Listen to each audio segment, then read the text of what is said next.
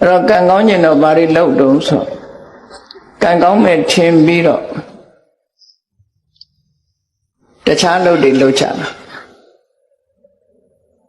ta đã nạp á khá mà xoay càng có bộ trẻ sơ bí sẽ đi lâu trả đấy nhiều nhiều sự đau đá đi lâu để sự bàn đá đi lâu đểအဲ့ဒါတွေလို့ယုံနဲ့ကံကောင်းနိုင်သလားဒီကနေ့ခေတ်မှာတောင်မှပဲကံကောင်းခြင်းတဲ့ပုဂ္ဂိုလ်ကလက်ကောင်းတဲ့အရာတွေကိုအဆောင်အဖြစ်အသုံးပြုနေကြသေးတယ်စဉ်းစားကြည့်ရမှာဖြစ်တယ်ကံကောင်းခြင်းတို့အဆောင်ကောင်းတွေလုပ်ကြတယ်နာမည်ကြီးဖျားပထိုးတွေသွားပြီးတော့အမျိုးမျိုးပုံမှုလုပ်ကြတယ်ရိစိတ်တာတို့ဆုတောင်းတာတို့ပန်းလူတာတောင်ရိုးရိုးပန်းမဟုတ်ပဲနဲ့ပြည်ရင်ဆရာညွှန်းတဲ့ပန်းမျိုးနဲ့လှူထမ်းကြတာစဉ်းစားကြည့်မယ်ဆိုလို့ရှိရင်ကံကောင်းခြင်းလို့လုပ်နေကြတာဟာဘာတွေလုပ်ကြတော့ဆိုကံကောင်းတယ်လို့ကံကောင်းလိမ့်မယ်လို့ယူဆပြီးယုံကြည်ပြီးတုံးနဲ့တူမတူတဲ့လုပ်တွေလုပ်ကြတယ်အဲ့တော့တုံးနဲ့တူမတူဘူးဆိုရဲကံကောင်းခြင်းရဲ့အကြောင်းဟာမတူညီဘူးဖြစ်နေမတူသည့်အတွက်ကြောင့်တယောက်လောက်တာမှားရင်နောက်တယောက်လောက်တာမှန်အလုံးအောင်မမှန်နိုင်ဘူးဖြစ်တယ်ဘာလို့ဆိုလူတိုင်းဟာကံကောင်းကြအဲ့တော့ဘုရားဝတ္တဝင်သူတော်စင်တွေအနေနဲ့ဒီကနေ့မြတ်စွာဘုရားဟောကြားဆုံးမတဲ့ပိဋကတ်3သွဲနိကေ9ပြာဓမ္မခဏပေါင်း8400ဆိုတာညမပြေမှာထင်ရှားရှိတော့မှဖြစ်တယ်မိမိတို့ကိုယ်တိုင်လည်းဗုဒ္ဓသရဏဂစ္ဆာမိဓမ္မသရဏဂစ္ဆာမိဆိုပြီးဘုရားတရားတန်ခါရဏသုံးပါးကိုစိတ်ကကိုးကွယ်နေကြတဲ့ပုဂ္ဂိုလ်တွေဖြစ်တယ်ဖြစ်ပြီးသည့်အတွက်ကြောင့်ကံကောင်းခြင်းဘာလို့ရမလဲမြတ်စွာဘုရားဘာတွေဟောထားတယ်ဆိုတာသိရှိနားလည်ဖို့အမှန်တမ်းအရေးကြီးအဲ့ဒါမသိပဲနဲ့မှန်းပြီးတော့ကံကောင်းလို့ကံကောင်းညာအဆောင်ကောင်းတွေရှာပြီးတော့လုပ်နေကြတာတကယ်ရောကံကောင်းနိုင်သလားကံကောင်းလို့ရှိရင်တော့မဆိုးဘူးပေါ့သို့တော်တကယ်ကံကောင်းနိုင်သလားဆိုတာဘဝမှာအာမခံချက်ပေးနိုင်တယ်ရှိမရှိအသိဉာဏ်နဲ့ဆုံးဖြတ်ကြအောင်ဖြစ်တယ်ဆိုတော့ကံကောင်းခြင်းနဲ့ကံကောင်းခြင်းအဆောင်ကောင်းလေးဆောင်လိုက်ရင်ကံကောင်းလာမယ်လို့ထင်ကြတယ်တော်တော်များများအဆောင်ကောင်းလေးဆောင်တာနဲ့ကံကောင်းနိုင်ပါမလားဆုတောင်းကြတယ်ဆုတောင်းရုံနဲ့ကံကောင်းနိုင်ပါမလားအဲ့တော့ဒီအဆောင်ကောင်းကိုဘယ်သူကပေးတာတော့ဆိုပေးတဲ့ဆရာလည်းရှိတယ်အဲ့ဒါဆိုလို့ရှိရင်သူကရောပေးတဲ့လူကရောတကယ်ကံကောင်းနေသလားမေးဖို့လိုတယ်လေအဆောင်ကောင်းတွေပေးတဲ့ပုဂ္ဂိုလ်ကရောတကယ်ကံကောင်းသူဟုတ်ကလားနော်ဆရာကိုယ်တိုင်ကတည်တတ်တယ်ဆိုရင်သူကမသေးအောင်ကုနိုင်တယ်ဆိုတာဖြစ်နိုင်ပါမလားဖြစ်နိုင်ဘူးလေအဲ့တော့အဆောင်ပေးတဲ့ပုဂ္ဂိုလ်ကိုယ်တိုင်ကရောကံကောင်းနေသလားဆိုစဉ်းစားဆုတောင်းရုံနဲ့ကံကောင်းနိုင်သလားလို့ဆိုတော့စဉ်းစားကြည့်မယ်ဆိုသူလည်းဆုတောင်းမှာပဲငါလည်းဆုတောင်းမှာအဲ့တော့ဆုတောင်းလို့ကံကောင်းမယ်ဆိုလူတိုင်းကံကောင်းကြမှာပဲဒါအားလုံးကဆုတောင်းကြမှာဘုမြတ်စွာဘုရားဟောထားတဲ့မဂ္ဂင်၈ပါးတရားဆိုတာနိဗ္ဗာန်ထိအောင်ပို့ဆောင်နိုင်တဲ့စွမ်းရည်တတ္တိရှိတယ်လူလောကမှာလည်းပဲကံကောင်းမှုအတွက်ထောက်ကူတွေအများကြီးဖြစ်စေတယ်ဒီလိုဆိုလို့ကံကောင်းမှုဆိုတာအလွယ်လေးနိဗ္ဗာန်ရဖို့သာခက်တာနိဗ္ဗာန်တောင်ပို့ဆောင်နိုင်တဲ့အကြောင်းတရားသည်ကံကောင်းမှုဆိုတဲ့အကျိုးလောက်ကတော့အသာလေးဖြစ်နေပြုလုပ်တာသမွေးဝါညောင်းလုပ်တာကြိုးစားတာအထောက်တာပฏิရှိတာစိတ်တည်ငြိမ်မှုရှိတာဒါတွေကဒီ၈ခုနဲ့ဖွဲ့စည်းထားတာကိုမက္ခလမ်းကြောင်းလို့ဆိုလို့ရတယ်ပေါ့အဲ့ဒီလမ်းကြောင်းကြီးကနေသွားရမယ်လို့လောကမှာတဏှာဥက္ကတောင်လွတ်စေတတ်တဲ့ဒီလမ်းကြောင်းဟာကံကောင်းဖို့ရာအတွက်ကတော့အသာကလေးဖြစ်နိုင်တဲ့လမ်းကြောင်းပဲလို့အဲ့တော့မြတ်စွာဘုရားကဒီလိုလမ်းကြောင်းဖွင့်ပြပြီးမှန်ကန်တဲ့ တရားတွေကိုအိန္ဒိယနိုင်ငံမှာလွန်ခဲ့တဲ့နှစ်ပေါင်း2600ကျော်ကဟောပြောခဲ့တယ်ဟောပြောလို့မြတ်စွာဘုရားဟောပြောချက်အတိုင်းလိုက်နာဆောင်ရွက်ကြသည့်အတွက်ကြောင့်ကံကောင်းသွားကြတဲ့ပုဂ္ဂိုလ်တွေအများကြီးကံဆိုးရာကနေကံကောင်းသွားဆိုပါစို့ပဒါစာရီအကြောင်းအလုံးသိကြတယ်သူလောက်ကံဆိုးတာပဲရှိဦးလေသူလောက်ကံဆိုးတာပဲရှိတောကြီးမြက်မဲခရီးသွားလာတဲ့အချိန်မှာလူမမဲအရွယ်သားကလေးတယောက်နဲ့အာကိုရတဲ့လင်းယောက်ျားနဲ့အတူလာအဲ့ဒီမှာတည်းလမ်းမှာပဲမီးဖွာတဲ့အချိန်ကလည်းတကယ်ကိုမိုးကအကြီးကျယ်ရွာနေမိုးခိုးကြမရှိဘူးတစ်ပင်အောက်မှာသူကိုယ်တိုင်ကကြောကိုမိုးဆုပ်ခံပြီးကလေးမိုးမစော့အောင်ထိမ့်သိမ်းဆော့ရှော့နေရတဲ့အနေအထားမျိုးစဉ်းစားကြည့်ပေါ့အဲ့ဒီအချိန်မှာချမ်းလို့မီးလုံမိုးရအတွက်ထင်း600ဖို့ဆိုမတန်ခဲနေလေထင်း6သွားခွေတာမမြင်မကန်းနဲ့မဟောက်ကထွက်ပြီးကိုက်လိုက်တဲ့အခါသေဆုံးသွားယောက်ျားသေဆုံးသွားလူမမဲကလေးလေး2ယောက်နဲ့သူ1ယောက်တည်းတော်ထဲမှာတညာလုံးအဲ့ဒီကနေပြီးတော့ကလေး2ယောက်လက်ဆွဲပြီးညကရွာထားတဲ့မိုးကအလွန်ကြီးတော့ချောင်းရည်အကြီးနေတယ်အစိရဝတီမြစ်ဆိုတာတခဏပဲရေရှိတဲ့မြစ်ပဲအဲချောင်းရည်ကိုဖြတ်ကူးတဲ့အခါမှာလူမမဲသားကလေးကိုပွေ့ချပြီးဟိုဘက်ရောက်အောင်ပို့ပြန်လာတဲ့အချိန်မှာမွေးပြီးကစားကလေးဆိုနီရဲသေးသေးလေးတားတစ်ထင်ပြီးတော့ဆွန်ကဝဲနေရနေထိုးဆင်းပြီးတော့ချီတယ်ကိုကလည်းမြစ်လက်ကောင်ရောက်နေပြီဆိုတော့မောင်းမွေရခက်သွားအဲ့ဒီမှာအော်ပြီးတော့မောင်းရကနေဟိုတစ်ဖက်ကမ်းမှာစောင့်နေတဲ့ตาသူခေါ်တဲ့ထင်ပြီးရေတဲ့အစင်လိုက်ရေတဲ့ပါသွားလမ်းမှာအာကိုရမဲ့သူ့ရဲ့အမျိုးသားသိဆုံးသွားတယ်စိတ်နှလုံးဖြည့်ပေးနိုင်တဲ့သားလေး2ဦးကလည်းပဲတဦးကစွန့်ချီသွားပြီးတဦးကရေထဲပါသွားတယ်သူတယောက်တည်းရှိသွားလူဘဝကြုံရတာတွေကိုပြောပြတာနော်ကိုယ်တိုင်ခံစားရရင်ဘယ်လိုနေမလဲစဉ်းစားကြည့်အဲ့ဒီတော့သူ့ဘဝမှာခံစားလို့စိတ်ဖြည့်စရာဆိုလို့အိမ်မှာအမေရဲ့ဖေးရဲ့မောင်လေးရဲ့ရှိသေးတယ်အာကိုရကြီးနဲ့တာဝတိမြို့သို့တော့လမ်းမှာတွေပဲသတင်းဆိုကြားရတယ်ညကလေကြီးမိုးကြီးကြပြီးတိုက်ပြိုကြလို့အမေလည်းဆုံးအဖေလည်းဆုံးမောင်လေးလည်းဆုံးဆိုတဲ့သတင်းကြားကဲယင်းထဲမှာဆုတ်တက်သွားပြီးသူဟာတောကဖြစ်သွားအဲ့ဒီတောကကြောင့်ယူသွားတာတောကုံမတ္တကလို့ခေါ်တယ်တောကကြောင့်ယူတာတိကျပြလို့ယူတာမဟုတ်ဘူးတောကကြောင့်ယူသွားတဲ့ပဒါစာရီဟာမြတ်စွာဘုရားနဲ့တွေ့တဲ့အခါမှာပြေချောင်းမြတ်စွာဘုရားမြင်လိုက်တာနဲ့မြတ်စွာဘုရားနဲ့အခုလိုဒီလိုတရားပွဲကြီးထဲမှာသူကရောက်လာပြီးဘုရားရှိအနာထီအောင်ရောက်လာတော့လူတွေကမဝင်ဖို့တားတယ်ဒါပေမဲ့လို့သူကဘုရားနာထီရောက်လာအဝတ်ကမပါဘူးမြတ်စွာဘုရားကကရုဏာတရားမေတ္တာတရားအကျဉ်းမေတ္တာဖြန့်ကျက်ထားတဲ့နှလုံးသားရှိတဲ့စကားနဲ့တတိထားပါလို့ပြောလိုက်တဲ့စကားနားထဲဝင်သွားတဲ့အခါသူတောကလေးဟာရော့ကျသွားအဲ့ဒီအချိန်မှာတတိပြန်ရလာတော့လောကကြီးမှာရှိသမျှနေရာတွေအားလုံးနဲ့လူမျိုးလုံးနဲ့သက်ဆိုင်တဲ့ဆိုတဲ့မြတ်စွာဘုရားရဲ့စကားရှင်းပြတဲ့တရားစကားကိုနားထောင်ရင်အသိဉာဏ်တွေဖြစ်လာတယ်ဟုတ်တာပဲငါတယောက်တည်းမှမဟုတ်တာတလောကလုံးဟာအိုခြင်းနာခြင်းသိခြင်းဆိုတဲ့ဆင်းရဲဒုက္ခတွေကြုံတွေ့နေကြတာစဉ်းစားတတ်လားစဉ်းစားဉာဏ်ကမှတောကကိုဖယ်နိုင်တာဖြစ်တယ်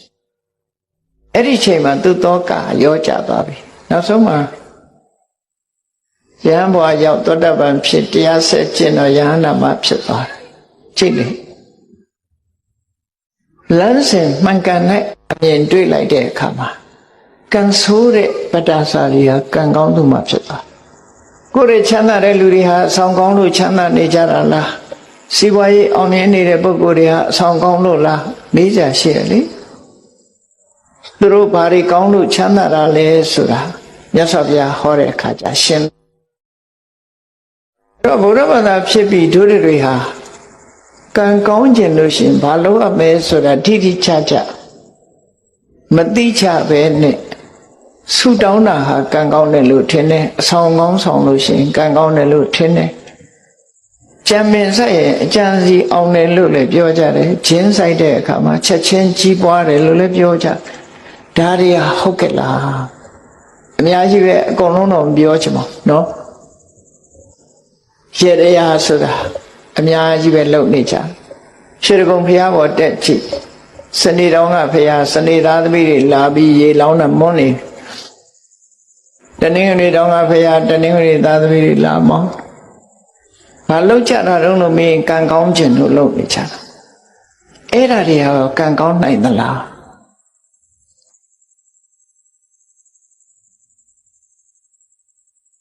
အဲ့တော့တေချာစဉ်းစားတတ်ဖို့လိုအပ်တယ်လို့ဆိုမြတ်စွာဘုရားကစဉ်းစားဖို့ပဲဟောတာတရားအဲ့တော့မြတ်စွာဘုရားဘုန်းကြီးတို့ဒီလိုဟောလိုက်လို့ဗီရိဆရာတွေထိခိုက်သွားတယ်ဆိုလို့ရှိရင်ထိခိုက်အောင်ပြောတာမဟုတ်ပါဘူးထိခိုက်အောင်မပြောယုံတဲ့လူတွေကတော့ရှိမှာမြတ်စွာဘုရားပွင့်လို့ထိခိုက်သွားတဲ့လူတွေလည်းရှိတာစီးပွားတိုးတက်ပါရစေစီးပွားရေးကောင်းပါရစေနဲ့ဆုတောင်းနေလို့မရပါဘူးဒါဘုရားဟောတာပဲနော်စီးပွားဥစ္စာတိုးတက်ခြင်းစီးပွားဥစ္စာတိုးတက်တဲ့နိလန်းကိုမြတ်စွာဘုရားဟောထားတယ်ဘာဟောထားလဲဥဋ္ဌာဏတမ္မရာလုံလဝိရိယနဲ့ပြည့်စုံရမယ်အရခတမ္မရာကိုရှာထားတာအလေလွတ်မရှိအောင်ထိမ့်သိမ့်တတ်ရမယ်သမဇီဝိတာမြတ်မြတ်တရသမွေးတတ်ရမယ်ကလျာဏမေတ္တာမိကောင်းဆွေကောင်းရှိရမယ်အဲ့ဒါဒီဘဝမှာစီးပွားဥစ္စာတိုးတက်ခြင်းအကြောင်းနေလို့ဒီလိုပဲဟောတာအဲ့ထက်ပဲရေတရားခြေရမယ်လို့မပါဘူးနော်အဆောင်ကောင်းဆောင်ရမယ်လို့မပါဘူးဆိုလိုတာကမြန်မာပြည်မှာဗုဒ္ဓဘာသာလို့သာဆိုသေးတာခဏိချိန်ထိကောတုဟလမင်္ဂလာဆိုတာတွေကမပြောက်သေးဘူးဘယ်နာဒီ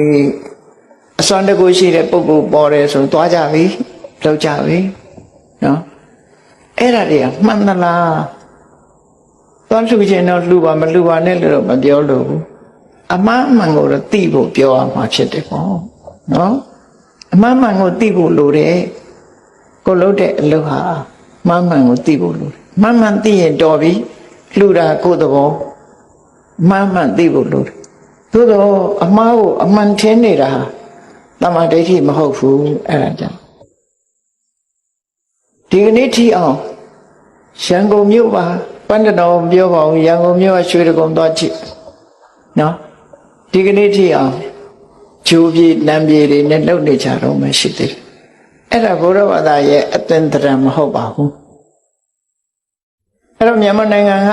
လူတွေဟာဘုရားဘာသာစစ်ဖြစ်တဲ့ပုဂ္ဂိုလ်ရှိကောင်းရှိနိုင်တော့လေလူတိုင်းဟာဘုရားဘာသာစစ်မဖြစ်သေးဘူးလို့ပဲပြောရမှာဖြစ်တယ်နော်ဘာကြောင့်လို့ဆိုတခြားနိလန်းတွေပေါ်မှာဆွဲလန်းမှုယုံကြည်မှု superstition လို့ခေါ်တယ် superstition ဆိုတာဆွဲလန်းနေယုံကြည်မှုတွေအဲ့ဒါမြန်မာပြည်မှာဘုရားဘာသာလို့သာဆိုတယ် superstition တွေများကြီးဆွဲလန်းမှုတွေများတယ်ကိုလုံးလာတဲ့လုပ်ငန်းတစ်ခုပေါ်မှာဆွဲလန်းနဲ့လုပ်နေကြတာဖြစ်တယ်အဲ့ဒီအဆွဲလန်းကင်းသွားမှဘုရားဘာသာအစစ်ဖြစ်မှာနော်ဒါကြောင့်မို့တရားဓမ္မအရာအဆွဲလန်းမထားပဲနဲ့ကြိုးစားအထောက်ဖို့ဒါပဲပြောချင်တာမှဒီမှာဒါကြောင့်မို့တော့ဒါတော့လမ်းစာလေးတွေဖော်ပြောတာနော်လမ်းစာလေးဖော်ပြောတာဒီကံကောင်းခြင်းလို့ရှိရင်စိတ်ထားကိုပြန်ကံကောင်းခြင်းအဆောင်ရှာရမှာအဆောင်ရှောက်ဆောင်ရမှာမဟုတ်ဒီနာကဘုရားဘာသာနိုင်ငံတနိုင်ငံဖြစ်တဲ့ဗမာတွေကခေါ်တော့ယိုးရလို့ခေါ်တယ်ထိုင်းနိုင်ငံအဆောင်ကိုအလုံးကိုမမောတယ်ဗမာပြည်တဲ့ဆိုးတယ်သူကဘုန်းကြီးတို့စီတောင်ရောက်လာထိုင်းနေတခါရောက်လာပြီးမလုပ်လဲခေါင်းလေးထိုးပြီးခေါင်းပုတ်ခိုင်းတာ နာရိုက်လိုက်ရင်တော့မှတ်ကောင်းမှတ်သွားလိမ့်မယ်ခေါင်းပုတ်လိုက်တာနဲ့သူက blessing ပေးတယ်ဆိုပြီးကျင့်တတ်ခေါင်းပုတ်ခံရတာဘာကျင့်တတ်เสียခေါင်းကိုယ်ကောင်းလာပုတ်တယ်ဆိုဘယ်ကျင့်တတ်เสียခေါင်း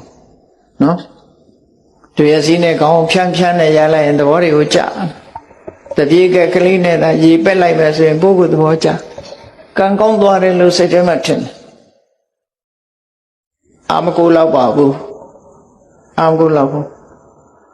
ဘုရားဘာသာဆိုပြီးတော့အဲ့ဒါတွေအာမကိုသိမ့်ဘူးလို့ပြောချင်တယ်နော်ဘုန်းကြီးတို့ဟောထားတဲ့ဒီသာသနာနဲ့အစွမ်းတကူများဆိုတရားနာဘူးတဲ့လူလည်းရှိကောင်းရှိတယ်အစွမ်းတကူနဲ့သာသနာဆိုတဲ့နေရာအစွမ်းတကူဆိုတာမရှိဘူးတော့မဟုတ်ရှိအာကိုလောက်တဲ့အစွမ်းတကူမဟုတ်စွမ်းတကူအာကိုလောက်တဲ့အစွမ်းတကူဟာကိုယ်ထဲမှာပဲရှိကိုယ်ထဲမှာပဲရှိကိုယ်ရဲ့မှာပဲရှိအဲ့ဒါလည်းပြောကြတာပဲ we are our own architect ကိုယ်တိုင်ပြုပြင်မှရတယ်ကိုယ့်ရဲ့ architect ကကိုယ်ပဲဖြစ်တယ်ကိုယ်ဘဝကိုယ်ပဲပုံဖော်ရမယ်သူများပုံဖော်တာမဟုတ်ဘူးဘာသာတွေကိုလိုက်ကြည့်လိုက်မယ်ဆိုရင်ဘုရားသခင်အလိုတော်ကြဆိုဘာသာတွေဟာအများကြီးနေဘုရားသခင်အလိုတော်ကြဆိုပြီးတော့တေချာစဉ်းစားကြည့်လို့ရှိရင်အသိဉာဏ်ကိုထိတ်တန်းမတင်လို့အဲ့လိုဖြစ်တယ်အလုံးကအသိဉာဏ်ကိုထိတ်တန်းတင်စေခြင်းနဲ့ဟုတ်ဟုတ်စဉ်းစားမြတ်စွာဘုရားကတော့စဉ်းစားခိုင်းနေအကုန်လုံးသူပြောတာတောင်မယုံနဲ့အောင်စဉ်းစားလို့ခိုင်းတာသူ့ကိုလည်းဝေဖန်ခိုင်းတယ်တရားကုံတော်6ပါးတဲ့သိတယ်မို့လားတန်ဒိဋ္ဌိကိုယ်တိုင်မြင်နိုင်တယ်ကိုယ်တိုင်သိနိုင်တယ်သို့တော့ကိုယ်တိုင်သိဆိုလူတိုင်းသိလားလို့ဆိုပစ္စတံဝေရိတဘောဝိညုဟိပညာရှိမှသိပါအသိဉာဏ်ရှိဖို့လိုတယ်အဲ့ဒါကြောင့်မလို့မြတ်စွာဘုရားဟောတဲ့အဆုံးအမစကားသာလင်ဖြစ်တယ်အဲ့ဒီအဆုံးအမစကားဟာမှန်ကန်တဲ့အဆုံးအမစကားဖြစ်လို့နားထောင်ရုံတသက်နဲ့မပြီးပါဘူးဆေးနဲ့အလားတန်တူတယ်ဆေးဆိုတာတောက်မှအကျိုးရမှာဖြစ်တယ်ညွန်ကြားထားတဲ့ဆေးကိုတောက်ဖို့လိုတယ်လို့ပဲမြတ်စွာဘုရားရဲ့အဆုံးအမဆိုတာလဲဘာလဲလို့မေးလို့ရှိရင်မလို့ရမှနဲ့လို့ရမှာဒီနှစ်ခုပဲပြောတာနော်မလို့ရမှနဲ့လို့ရမှာဒီနှစ်ခုပဲပြောတယ်ကိုသားသမီးကိုဆုံးမတဲ့မိဘတွေအခုဒီထဲမှာမိဘတွေအများကြီးပါတယ်သားသမီးကိုဆုံးမတာ2မျိုးပဲဆုံးမတာကိုယ့်ကိုယ်လည်းစဉ်းစားကြည့်တို့ဆုံးမတာ2မျိုးတည်းဆိုတာဟုတ်လားဒါမလုံးနဲ့ဒါလို့ဒီလမ်းမသွားနဲ့ဒီလမ်းသွားဒါပဲမဟုတ်လားမလို့ရမှနဲ့လို့ရမှဒီနှစ်ခုပဲပြောတာပဲအချင်းချုပ်လိုက်လို့ရှိရင်မလို့ရမှနဲ့လို့ရမှဒီနှစ်ခုပဲပြောမြတ်စွာဘုရားကလည်းဆုံးမတယ်ဆိုတာဒါပဲပြောတာဒါမလုံးနဲ့ဒါလို့မလို့ရမှနဲ့လို့ရမှဒီနှစ်ခုပဲပြောအဲ့ဒီနှစ်ခုသေးသေးချာချာနားလည်ပြီးတော့ကံကောင်းကျင်လို့ရှိရင်မလို့ရမှကိုရှောင်လို့ရမှကိုလှုပ်ဆောင်ဟောတာကံကောင်းခြင်းအကြောင်းပဲဖြစ်တယ်နော်စေရနာကောင်းလင်ကံကောင်းသည်လို့ပြောတာဟာကစေရနာတစ်ခုတည်းကိုဥတည်ပြောတာအခုဒီကနေ့ညမြတ်စွာဘုရားဟောတဲ့တုတ်တန်တစ်ခုအရာကံကောင်းအောင်တို့ဘာတွေလုပ်ရမလဲကြည့်မြတ်စွာဘုရားကကံကောင်းခြင်းလင်စိတ်ဓာတ်ကိုပြင်တဲ့ကိုယ်စိတ်ဓာတ်ကိုပြင်ရမယ်စိတ်ဓာတ်ပြင်ရမယ်ဘာတွေပြင်ရမလဲကံကောင်းတဲ့ဆိုတာဘာလဲကိုယ်တဏ္ဍာမှာကောင်းတဲ့ကံဆိုတာဟာကောင်းကျိုးချမ်းသာပေးမှကံကောင်းတယ်လို့ခေါ်တာလေကံဆိုတာ2မျိုးပဲရှိတယ်ကုသိုလ်ကံနဲ့အကုသိုလ်ကံကုသိုလ်ကံဆိုတာကောင်းတဲ့အပြစ်ကင်းပြီးကောင်းကျိုးချမ်းသာတွေကိုပေးတာကိုကုသိုလ်ကံလို့ခေါ်ပြီးတော့အကုသိုလ်ကံကြတော့အပြစ်ရှိပြီးတော့ဆင်းရဲတဲ့အကျိုးကိုပေးတာကိုအကုသိုလ်ကံလို့ခေါ်တယ်အဲ့တော့ကံကောင်းဆိုတာကုသိုလ်ကံကိုပြောပြီးကံဆိုးဆိုတာအကုသိုလ်ကံကိုပြောတယ်နော်လောကလူတွေကကံဆိုးကံကောင်းကိုကုသိုလ်အကုသိုလ်ကံမပြောဘဲနဲ့ထီပေါက်ရင်လည်းကံကောင်းတယ်လို့စီပါဥစ္စာတက်လာရင်လည်းကံကောင်းတယ်လို့ထင်အဲ့ဒါတကယ်ကတော့ကံရဲ့အကျိုးသာလည်းဖြစ်တယ်ကံကောင်းတာမဟုတ်သေးဘူးနော် ယောက်တယောက်နှုတ်ဆက်တဲ့အခါတို့ဆူတောင်းတဲ့အခါကျကံကောင်းပါစေနဲ့ပြောကြ good luck ဆိုတာနော်ဗမာပြည်ကလူတွေသာဒီလိုပြောတာမဟုတ်ဘူးဗမာစကားနဲ့မဟုတ်တဲ့အခါကျတော့လေ good luck ပဲကံကောင်းပါစေလို့ပြောကြတာအဲ့တော့ကံကောင်းတာထီပေါရင်လည်းကံကောင်းတယ်လို့ပြောတယ်စီပွားဥစ္စာတိုးတက်ရင်လည်းကံကောင်းတယ်လို့ပြောတယ်အစည်းရင်ကလွတ်သွားရင်လည်းကံကောင်းတယ်လို့ပြောတယ်အဖမ်းမခံရရင်လည်းကံကောင်းတယ်လို့ပြောတယ်အမျိုးစုံပဲကံကောင်းတယ်လို့ပြောတာတွေကအဲ့ဒါဟာဆိုးချိုးကလွတ်မြောက်နေတာကိုကံကောင်းတယ်လို့ပြောတာကံဆိုတာအကြောင်းတရားသာလည်းဖြစ်တယ်အဲ့တော့အကြောင်းတရားကောင်းအောင်လုပ်ဖို့လိုတယ်ဆိုတာမမေ့ဖို့ပေါ့နော်မမေ့ဖို့အဲ့တော့မြတ်စွာဘုရားဟောတာသမပတ္တိဆိုတဲ့သုတ်တံမှာဟောထားပုံလေးကြည့်ကံကောင်းတယ်ဆိုတာကိုယ်တဏ္ဍမှာကုသိုလ်တရားတွေဖြစ်မှကံကောင်းတယ်လို့ပြောလို့ရတယ်ဘာလို့လဲဆိုရင်အနဝိဇ္ဇဒုက္ခဝိပါကလက္ခဏာအပြစ်ကင်းပြီးကောင်းကျိုးချမ်းသာတွေကိုပေးနိုင်တာကုသိုလ်တရားတဲ့အဲ့ဒီကုသိုလ်တရားကိုယ်တဏ္ဍမှာရှိဖို့ဒါကြောင့်မို့ကံကောင်းခြင်းစိတ်ထားကိုပြင်စိတ်ထားကြတော့ပြင်မွေးရမေ့ကြသတိမထားကြဘူးဘုရားဘာသာဖြစ်ပြီးတော့စိတ်ထားမကောင်းတဲ့လူတွေအများကြီးဖြစ်ဘုရားဘာသာဖြစ်ပြီးမြတ်စွာဘုရားရဲ့အဆုံးအမနဲ့အညီမနေနိုင်မဲနဲ့စိတ်ပုတ်စိတ်ယုတ်တွေနဲ့နေကြတာတွေကအမှန်တမ်းများအဲ့တော့စိတ်ထားကိုဘယ်လိုပြင်ရမလဲလို့ဆိုတာကိုကြည့်မြတ်စွာဘုရားရဲ့အဆုံးအမအပေါ်သို့မဟုတ်ကောင်းတဲ့အလုပ်လုပ်ရတဲ့အပေါ်မှာယုံကြည်မှုစိတ်ဝင်စားမှုနေပါတာကိုအတ္တထသရတရားကိမဲ့ခြင်းလို့ဆိုတော့လူတယောက်ဟာစိတ်ဝင်စားဘူးဆိုရင်ကိုယ်အိမ်မှာကိုယ်ဝယ်ထားတဲ့ဘုရားကံတော်တန်ရှင်းလုပ်ချင်မှလုပ်ပါလေစိတ်ဝင်စားပန်းလဲဖို့လည်းစိတ်ဝင်စားဥပုံနေဥပုသ်ဆောင်ဖို့လည်းစိတ်ဝင်စားမနဲ့ထားတန်ဃာတွေဆွမ်းလောင်းဖို့ဆိုစိတ်ဝင်စားအဲ့ဒီလိုတရားပွဲရှိလို့တရားပွဲသွားဖို့တရားနာဖို့စိတ်ဝင်စားအဲ့ဒါအတ္တထလို့ခေါ်တယ်အဲ့ဒီအတ္တထဆိုတဲ့မယုံကြည်မှုရှိလို့ရှိရင်စိတ်ကောင်းတဲ့အလုပ်ကိုစိတ်မဝင်စားဘူးဆိုရင်ကံမကောင်းဘူးတဲ့ဒါကြောင့်ကံမကောင်းစေတတ်တဲ့စိတ်မဝင်စားဘူးကောင်းတဲ့အလုပ်ပေါ်မှာစိတ်မဝင်စားဘူးဆိုတဲ့တရားတရားကင်းမဲ့နေတဲ့စိတ်ထားကိုတရားတရားထက်သန်တာနဲ့ပြုပြင်ပေးလိုက်ပါ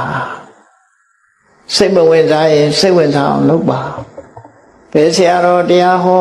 မြတ်စွာဘုရားတရားတွေကပဲဟောကြမှာပဲဖြစ်တယ်သွားပြီးတော့တရားနာပါနာပြီးတော့တရားနာမယ်အသိဉာဏ်တိုးအောင်နာမယ်ရေရမောရလို့ဆိုတဲ့အတွေ့တွေနဲ့မတွေးပါနဲ့ဘယ်တရားပွဲကရည်ရတယ်ဘယ်တရားပွဲကတော့ငိုက်တယ်ဆိုတာမျိုးတွေမဖြစ်စေတရားနာတယ်ဆိုတာဘာအတွက်နာအသိဉာဏ်ရဖို့နာအနုဆိုလည်းကအညောင်းခံပြီးဘာလို့လာငုတ်တုတ်ထိုင်မလို့အသိဉာဏ်ရမှတန်ဖို့ရှိတော့ဘောဒါကြောင့်မို့မယုံကြည်မှုဆိုတဲ့တရားတရားကင်းမဲ့တဲ့စိတ်နေသဘောတရားကိုယုံကြည်မှုဆိုတာကိုယ်စိတ်ဓာတ်နဲ့ယုံကြည်မှုဆိုတဲ့စိတ်ထားပဲရအောင်ပြုပြင်ပေးရမယ်ဒါတစ်ချက်အဟိရိကဆိုတဲ့လောကလူတွေဟာမဟုတ်တာလုပ်ရမှာမရှက်ဘူးမဟုတ်တဲ့အလုပ်ကိုမယုံမုန်းဘူးအဲ့ဒီမဟုတ်တဲ့အလုပ်ကိုမယုံတဲ့အဟိရိကဆိုတဲ့စိတ်သဘောထားကိုပြင်လိုက်ပါမဟုတ်တာလုပ်ရမှာရှက်တယ်မဟုတ်တာလုပ်ရမှာယွန်းတယ်မကောင်းမှုအကုသိုလ်ဆိုတာလူသိမသိဒီအလုပ်ဟာငါလူမလုပ်ဘူးဆိုပြီးတော့ယွန်းမုန်းတယ်ဆိုတဲ့ဟိရိစိတ်ထားမျိုးရောက်အောင်ပြင်မှာအရှက်မဲ့တဲ့စိတ်ထားမျိုးမထားပါနဲ့အရှက်ရှိတဲ့စိတ်ထားမျိုးထားပါအနုတ္တပမဟုတ်တာလုပ်ရတာမကြောက်လန့်ဘူးဖြစ်ပေါ်လာမဲ့ဒုက္ခတွေကိုခရီးမဆိုင်ဘူးဒီဘဝဒီကိုဆံဟိုဘဝဟိုကိုခံလိုက်မယ်ဆိုတဲ့အတွေးတွေနဲ့မကြောက်ဘူးမကောင်းတဲ့အလုပ်ကိုလက်ရဲဆက်ရဲလုပ်တယ်ဆိုတဲ့အနုတ္တပအိုးဖလန်ဆိုတဲ့အကောင်ဟာဖျောင်းနိုင်မီးလေးထွန်းထိုင်လှတယ်ထင်ပြီးတော့မီးတောက်ထဲကိုခုံဆင်းတတ်တယ်ခုံဆင်းလိုက်တာနဲ့တပြိုင်နက်ရှဲကနေဆိုမီးလောင်တာခံအဲ့ဒီသဘောပဲအနုတ္တပရဲ့သဘော ကြောက်ဘူးမကြောက်သည့်အတွက်ကြောင့်သက်ဆုံးသွားတယ်အေးမကောင်းမှုလုပ်ရမှာမကြောက်ဘူးပတ်ဝန်းကျင်ကိုခရီးမဆိုင်ဘူး I don't care ဆိုတဲ့လူတွေပေါ့နော်ဘယ်သူမှခရီးမဆိုင်ဘူးဆိုတဲ့အဲ့ဒီစိတ်ဓာတ်မျိုးကိုပတ်ဝန်းကျင်ကိုလေးစားမယ်အမေဖေးဆရာသမားရဲ့ဂုဏ်သိက္ခာကိုထိမ့်မယ်ကိုယ်ပတ်ဝန်းကျင်ကိုလူမျိုးကိုထိမ့်မယ်ဆိုတဲ့ပတ်ဝန်းကျင်ကိုလေးစားတဲ့စိတ်ဓာတ်မျိုးထားပါပြင်ရမှာဖြစ်တယ်ပေါ့မကောင်းတဲ့အလုပ်ကိုမလုပ်ဘူးနောက်တစ်ခုကဘာတော့ဆိုလူတွေမှာစိတ်ဓာတ်နှမျိုးရှိတယ်အလုပ်တစ်ခုလုပ်ချင်လုပ်မယ်ဆိုရင်အချိန်ဆွဲတယ်အပြင်းထူတယ်နော်အပြင်းထူတယ်အချိန်ဆွဲတယ်ဆိုဘယ်လိုဆွဲလဲဆို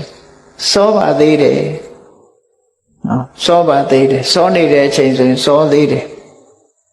နော်ရာသီဥတုကအေးလို့ရှိရင်လည်းရာသီဥတုကအေးတယ်အေးလွန်းနေတယ်ပူတဲ့အခါကျတော့လည်းပူလွန်းနေနောက်ကျသွားလို့ရှိရင်လည်းနောက်ကျသွားပြီစင်ကြီးလေးတွေပေးပြီးတော့လူဟာအပြင်းထူတတ်တယ်အဲ့ဒီအပြင်းထူအချိန်ဆွဲတဲ့အကျင့်ကိုစိတ်နေသဘောထားကိုဖယ်ရှားပြရမယ်ဘယ်လို့ကိုကစောစီစီရအောင်လုပ်ပြီးတော့ကိုလုပ်ပြီးအောင်ကြိုးစားမယ်ဆိုတဲ့လုံလဝိရိယရှိရနော်အဲ့လိုလုပ်တဲ့အခါမှာစင်ကြီးပေးတတ်တဲ့လူတွေအလူပွဲတစ်ပွဲလူတယောက်ရောက်လာတဲ့အခါမှာဝေယဝိဆာလှုပ်ရှားတွေတွေ့တော့ကျွန်တော်အလှပွဲကြီးဝိုင်းလှုပ်ချင်လိုက်တာဗျာဒါပေမဲ့ထမင်းကမစားသေးလို့ဘိုက်စာလို့ဝိုင်းတော့ဝေယဝိဆာတွေလှုပ်ချင်ပါတယ်ဒါပေမဲ့ဘိုက်ကစားနေသေးတယ်ဆိုအဟုတ်ထင်ပြီးသူထမင်းကြွေးကြထမင်းစားပြီးတဲ့အခါလှုပ်ရှားရှိတယ်လေအများကြီးကျုပ်လှုပ်ချင်တယ်ဗျာဒါပေမဲ့ဘိုက်ကလေးနေတယ်ခုအဲ့တော့ထမင်းစားတော့ကလည်းစားလို့အကြောင်းပြထမင်းစားပြီးပြန်တော့လည်းဘိုက်လေးလို့အကြောင်းပြမလှုပ်တာတူပဲလေအဲ့ဒါအချိန်ဆွဲခြင်းအပြင်းထူခြင်းပဲဖြစ်တယ်လောကမှာနေတဲ့ပုဂ္ဂိုလ်တွေဟာအချိန်ဆွဲခြင်းအပြင်းထူခြင်းဖြင့်ကြီးပွားတိုးတက်မှုမရနိုင်ဘူးတဲ့ဒါကြောင့်မို့ပြင်းရည်ခြင်းအပြင်းထူခြင်းအချိန်ဆွဲခြင်းဆိုတဲ့အကျင့်ဆိုးစိတ်နေသဘောထားတွေကိုပြင်ပြီးတော့ဘာလို့နောက်မဆုတ်ပဲတက်ကြွချိုးစားအထုတ်ပဲဆိုတဲ့လုံလဝိရိယစိတ်နေသဘောထားကိုပြင်မှာအဲ့ဒါဆိုရင်ကံကောင်းလာပါလိမ့်မယ်ကံကောင်းခြင်းအဲ့ဒါလုပ်ဖို့လိုအဆောင်နေဆောင်မနေနဲ့ဒီတိုင်းနေနော်ကံကောင်းလာလိမ့်မယ်နောက်ဆုံးအရေးကြီးဆုံးကတော့ဘာလို့ဆိုရင်စဉ်းစားဉာဏ်မရှိဘူးဆိုရင်ကံမကောင်းနိုင်ဘူးလုံးတင်တာနဲ့မလုံးတင်တာမစဉ်းစားတတ်ဘူးစီးပွားရှာတဲ့အခါမှာလည်းပဲဒီဆင်ញင်တုံတရားမရှိဘူးဆိုရင်စီးပွားဥစ္စာမဖြစ်ဘူးဆင်ញင်တုံတရားရှိအသိဉာဏ်ကြဲပြန့်စီးပွားအထုတ်မယ်ဆိုလို့ရှိရင်စီးပွားဥစ္စာဖြစ်တယ်တိုးတက်များပြားသွားတဲ့ပုဂ္ဂိုလ်ကစီးပွားဥစ္စာဒီပန္နနောမျိုးကနေပြီးတော့ကပ္ပကုလသမဂ္ဂမှာအတွင်းဝန်ချုပ်ထီအောင်ဖြစ်သွားတာဥတ္တန်ဆိုတာအလုံးသိနေကြသူဟာပြင်းထူနေလို့ဖြစ်တာလားကြိုးစားလို့ဖြစ်တာလားပညာမဲ့ရဲ့တန်းနဲ့ဖြစ်တာလားပညာရှိလို့ဖြစ်တာလားပြောကောင်းပြောကြလိုက်မယ်ဥတ္တန်ကံကောင်းတယ်လို့နော်တကယ်ကတော့ဥတ္တန်မှာအခုလို့အရေးချင်းကောင်းနေရှိလို့ဖြစ်တာဖြစ်တယ်သူဟာအပြင်းမထူဘူးပညာထက်မြက်တယ်မကောင်းတဲ့အလုပ်ကိုရှက်တယ်ဥတ္တန်ရှစ်ပုံလေးတစ်ခုပြောပြမယ်နော်ဗမာဥတ္တန်ဆိုတဲ့အထုပ္ပတိစာအုပ်ကိုပထမအင်္ဂလိပ်လိုရေးတာအင်္ဂလိပ်လိုရေးတဲ့အခါကျတော့စာရေးဆရာမကဥတ္တန်စီသွားပြတယ်စာမှုမှာသွားပြတော့ဥတ္တန်ကကြည့်ပြီးကျွန်တော်မဖတ်တော့ပါဘူးတဲ့ဘာဖြစ်လို့လဲ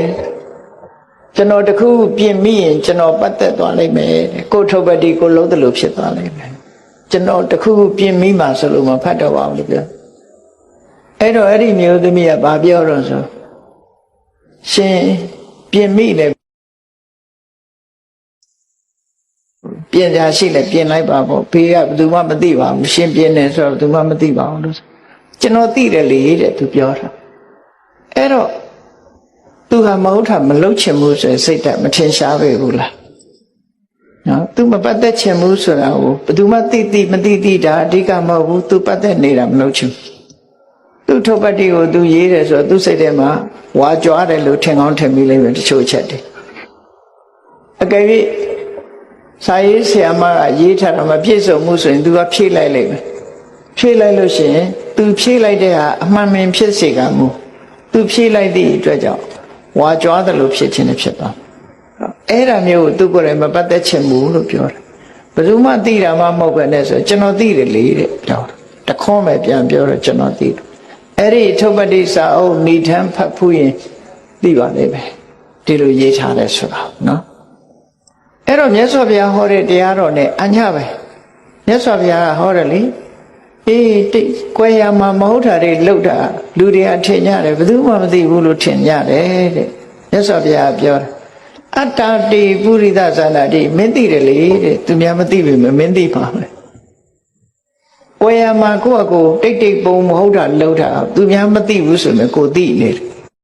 မဟုတ်တာတွေကိုကွယ်ရမှာလှုပ်တယ်အဲ့ဒီလိုကွယ်ရလှုပ်လို့မရဘူးတဲ့ကွယ်ရဆိုတာမရှိပါဘူးတဲ့ဘာလို့လဲဆိုအတ္တတေပုရိသဇာနာတိယတိကာတိဝနာဝမင်းလှုပ်တာမင်းလှုပ်တယ်မလှုပ်ဘူးဆိုတာမင်းကိုယ်တိုင်သိနေတယ်လေ